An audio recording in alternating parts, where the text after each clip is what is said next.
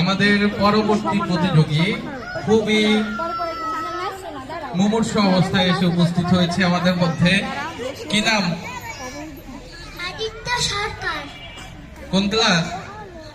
পেলেছেনি। আছো কি তোমার কি হয়েছে যে হাত পায়ে রক্ত কেন, জামা কাপড় ছেঁড়া কেন?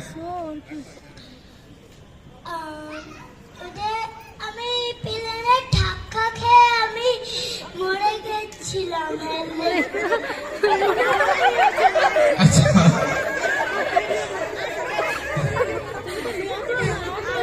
মরে গিয়ে তারপর এখানে আসছো কি ভূত হয়ে? এটা কিন্তু ভূত। আচ্ছা কোথায় কিসের প্লেনে ধাক্কা খাইছো? আচ্ছা ভুলে গেছি। প্লেনে ধাক্কা খাইয়া প্লেন ভাঙে গেছে নাকি তুমি আহত হয়েছো, কোনটা হয়েছে? আমি আকাশ দিয়ে বাইরে আইছি।